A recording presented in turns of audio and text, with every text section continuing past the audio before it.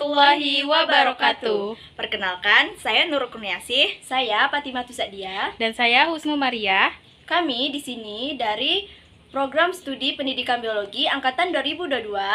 Ini akan membuat vlog mata kuliah telaah kurikulum. Yuk simak pembahasannya. Nah, jadi pembahasan kali ini yang akan kita bahas pada vlog ini yaitu definisi kurikulum dari kurikulum Merdeka dan kurikulum 2013 serta perbedaannya. Kemudian ada capaian pembelajaran. Setelah itu ada alur capaian pembelajaran dan pelaporan asesmen dan hasil pelaporan asesmen. Nah, saya Fatimah Tusadia akan menjelaskan definisi kurikulum Merdeka, kurikulum 2013 dan perbedaannya. Kurikulum adalah seperangkat rencana dan pengaturan mengenai tujuan, isi, bahan pelajar, serta metode yang digunakan sebagai pedoman penyelenggaraan kegiatan pembelajaran untuk mencapai tujuan pendidikan tertentu. Komponen utama kurikulum meliputi tujuan pendidikan, materi atau isi pelajar, metode dan strategi pembelajaran, serta evaluasi atau penilaian hasil belajar. Tujuan pendidikan merujuk pada sasaran yang ingin dicapai, termasuk pengembangan pengetahuan, keterampilan, dan sikap. Materi pelajar mencakup pengetahuan, konsep, keterampilan, dan nilai-nilai yang harus dipelajari oleh siswa. Metode pembelajaran merupakan cara-cara yang digunakan oleh pendidik untuk menyampaikan materi dan membantu siswa memahami serta menguasainya. Evaluasi dan penilaian adalah proses pengukur hasil belajar siswa untuk menilai sejauh mana tujuan pendidikan telah tercapai. Ada beberapa jenis kurikulum, termasuk kurikulum nasional yang ditetapkan oleh pemerintah dan berlaku secara nasional. Kurikulum lokal yang disesuaikan dengan kebutuhan dan karakteristik daerah, serta kurikulum internasional yang mengikut standar internasional dan biasanya digunakan oleh sekolah-sekolah internasional. Kurikulum berfungsi sebagai pedoman pembelajaran, menyediakan panduan bagi guru dan siswa tentang apa yang harus diajarkan dan dipelajari, menetapkan standar penilaian hasil belajar, dan membantu dalam pengembangan potensi siswa baik secara akademik maupun non-akademik. Selanjutnya adalah kurikulum Merdeka. Kurikulum Merdeka adalah kebijakan pendidik di Indonesia yang memberikan kebebasan dan fleksibilitas kepada sekolah untuk mengembangkan kurikulum sesuai kebutuhan lokal dan karakteristik siswa. Fokusnya itu pada pembelajaran berbasis proyek, pengembangan kompetensi, kreativitas, dan kemandirian. Tujuannya adalah menciptakan lingkungan belajar yang relevan dan menyenangkan serta mempersiapkan siswa menghadapi tantangan masa depan. Sedangkan kurikulum 2013 ataupun K13 adalah kurikulum pendidikan nasional di Indonesia yang menekankan pembelajaran berbasis kompetensi dengan fokus pada pengembangan sikap, pengetahuan, dan keterampilan. Kurikulum 2013 menggunakan pendekatan tematik integratif dan penilaian autentik serta mengintegrasikan nilai-nilai karakter dalam pembelajaran. Tujuannya adalah untuk menghasilkan lulusan yang beriman, bertakwa, berakhlak, mulia, mandiri, dan mampu berkontribusi dalam masyarakat. Nah, jadi perbedaan kurikulum Merdeka dan kurikulum 2013 adalah kurikulum Merdeka memberi fleksibilitas kepada sekolah dengan fokus pada pembelajaran berbasis proyek dan pengembangan kompetensi, sedangkan kurikulum 2013 lebih berstandarisasi dengan penekanan pada kompetensi dasar nasional dan pendekatan tematik integratif. Kurikulum Merdeka lebih fleksibel, sedangkan K13 lebih terstruktur. Nah, selanjutnya ada capaian pembelajaran. Kurikulum dalam pembelajaran ilmu pengetahuan alam dan biologi pada tingkat SMP dan SMA dalam rangka mencapai profil pelajar Pancasila. Pembelajaran IPA di fase SMP, yaitu fase D, menekankan pentingnya pengembangan ketertarikan terhadap fenomena alam, pengetahuan sistem alam semesta, dan keterampilan proses. Ini kuri untuk memecahkan masalah-masalah sehari-hari, Melalui pembelajaran ini, siswa diharapkan untuk berperan aktif dalam menjaga lingkungan, memahami peran mereka dalam masyarakat. Kompetensi yang diharapkan mencakup kemampuan mengamati, mempertanyakan, memprediksi, merencanakan, dan melakukan penyelidikan, memproses dan menganalisis data, mengevaluasi dan mengomunikasikan hasil. Metode pembelajaran yang digunakan termasuk dedukatif, di mana guru menyajikan konsep dan logika, serta induktif, di mana siswa aktif dalam observasi dan eksperimen. Pada tingkat SMA, pembelajaran biologi dibagi menjadi fase E, kelas 10, dan fase F pada kelas 11 dan 12, dengan tujuan memberikan pemahaman mendalam tentang konsep biologi dari tingkat subseluler hingga ekosistem. Pembelajaran ini juga bertujuan untuk mengembangkan keterampilan ilmiah, menghargai keberagaman pendapat, budaya, dan lingkungan hidup, serta mengembangkan kemampuan komunikasi dan kolaborasi yang etis. Keterampilan yang dikembangkan mencakup pengamatan fenomena biologis, merencanakan dan melakukan penyelidikan ilmiah, memproses dan menganalisis data, serta mengomunikasikan hasil penelitian.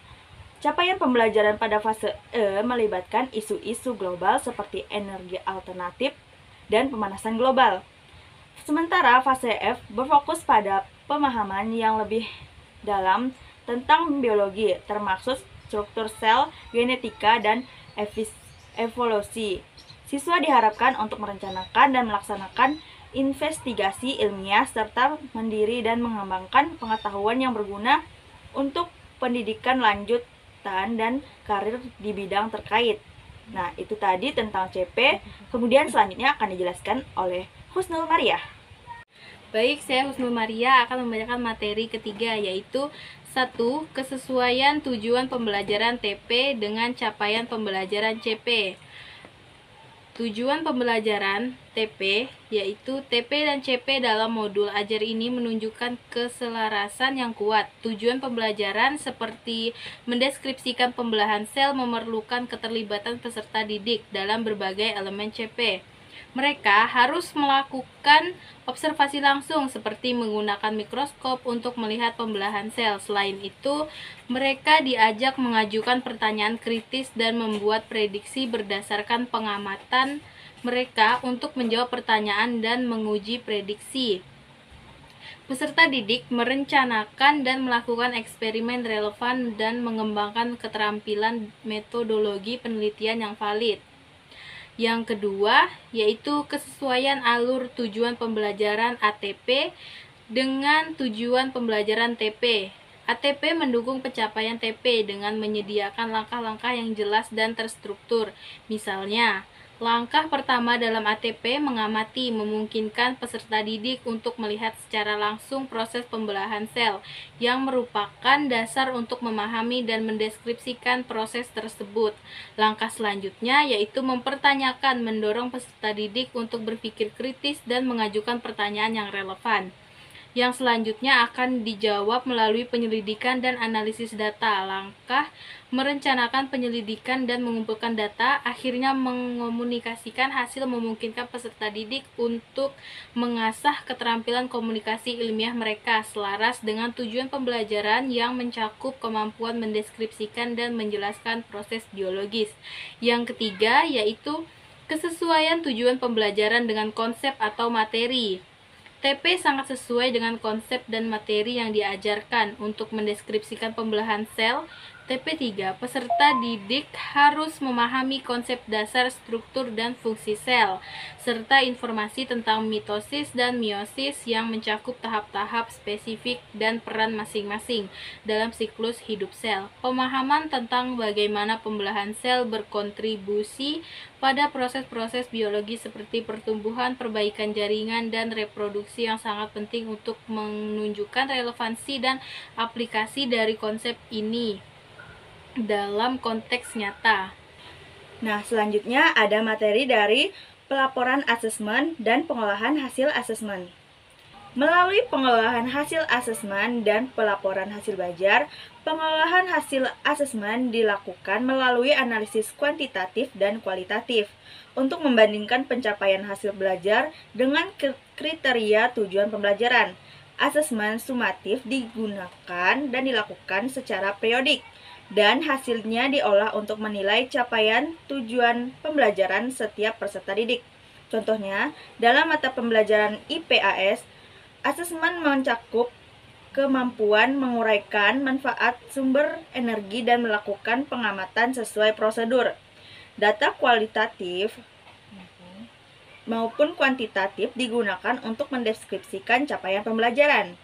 Nah, selanjutnya akan dibahas oleh Fatimah Tusakdia. Nah, jadi pelapor hasil asesmen itu meliputi laporan kemajuan belajar yang mencakup informasi pencapaian pendidik, peserta didik di tingkat PAUD. Laporan juga memuat informasi pertumbuhan dan perkembangan anak. Laporan hasil belajar disusun dalam bentuk raport yang sederhana dan informatif, memberi informasi yang bermanfaat bagi pendidik, satuan pendidikan, dan orang tua. Komponen raport untuk PAUD termasuk identitas peserta didik, nama satuan pendidik, kelompok usia, semester perkembangan dan pertumbuhan anak, serta refleksi orang tua untuk SD, MI, SMP, MTS, MA, dan MA, dan SMK atau MAK. Komponen raport mencakup identitas peserta didik, nama satuan pendidikan, kelas, semester, mata pelajaran, nilai deskripsi, catatan guru, presesi, dan kegiatan ekstrakurikuler. Nah, selanjutnya akan dijelaskan oleh Husnul Maria. Selanjutnya yaitu pelaporan hasil belajar dilakukan sekurang-kurangnya setiap akhir semester melalui mekanisme dan format yang dapat disesuaikan oleh satuan pendidikan dan pendidik. Pengolahan hasil asesmen menggunakan data formatif dan sumatif, di mana data kuantitatif didasarkan pada hasil asesmen sumatif, sedangkan data kualitatif dari asesmen formatif digunakan sebagai umpan balik untuk perbaikan pembelajaran dan menyusun deskripsi capaian kompetensi. Laporan hasil belajar memberikan informasi pencapaian hasil belajar serta strategi tindak lanjut untuk mendukung capaian pembelajaran. Nah, itu tadi sedikit ulasan mengenai pembahasan tentang mata kuliah telaah kurikulum. Lebih dan kurangnya kami mohon maaf. Billahi fisabilil haq fastabiqul khairat. Wassalamualaikum warahmatullahi wabarakatuh. Terima kasih.